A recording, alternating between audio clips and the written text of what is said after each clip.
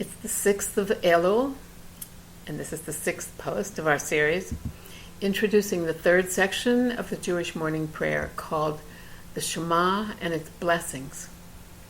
With this we enter the third world of the mystics, the world of creation, the source of imagination that infuses our lives with richness and meaning if we enter into it well. In our society, we have the habit of using imagination carelessly, spinning the same fantasies endlessly in our entertainment industry, allowing the advertising industry to stimulate us excessively, harnessing the imagination to profit. We desperately need a tikkun, a correction within our world of creation. But, you may well ask, how does the Shema fit in here? It's the fundamental Jewish statement of faith. Shema Yisrael, Adonai Eloheinu, Adonai Echad. It's a statement of divine oneness, one God, no idols, stuff like that, right? What does it have to do with imagination or creation? Now this will take us a few episodes to understand. But first, I will complicate the problem. The Shema expresses a covenant. Shema Yisrael is the prologue.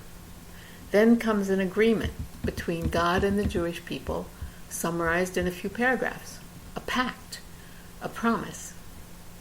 And the terms of this covenant are spelled out in terms of doing. You will do this and I will do that.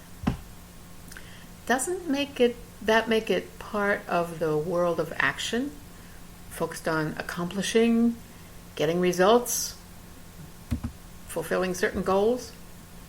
Isn't this level of prayer supposed to be more spiritual? So here's the point. This section is not just the Shema. It's the Shema and its blessings.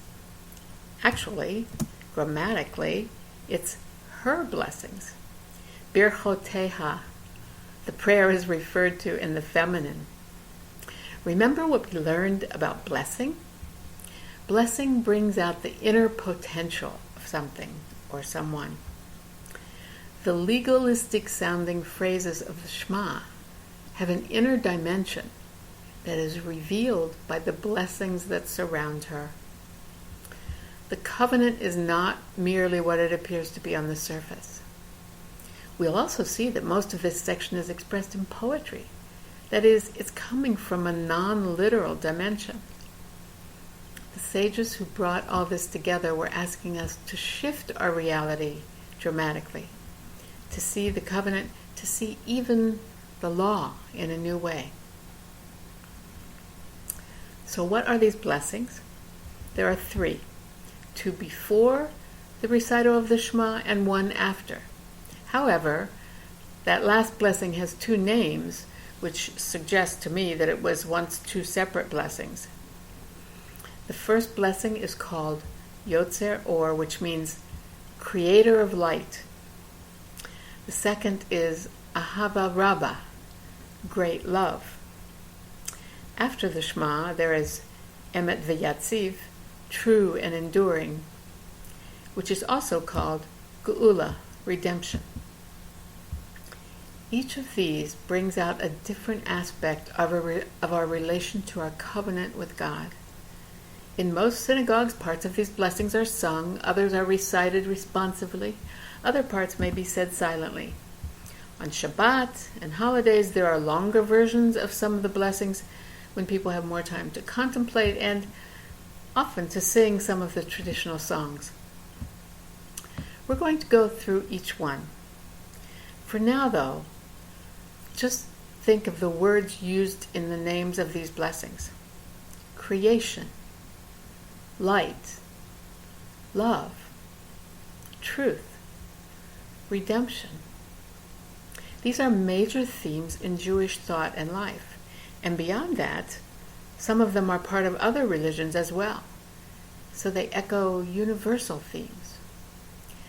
This tells us at the outset that the covenant between God and the Jewish people emerges in a very big conceptual framework.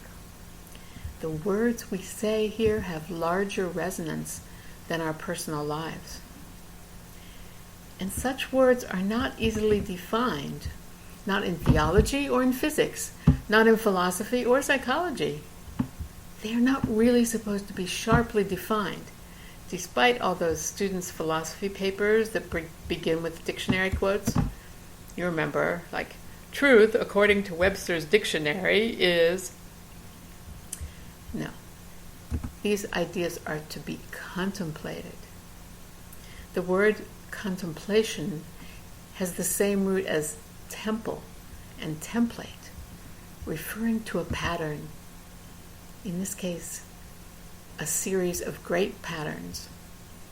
Creation, light, love, truth, redemption are like temples, spaces to be entered through imagination in the deepest sense, allowing our minds to travel through and beyond the literal meaning of the words.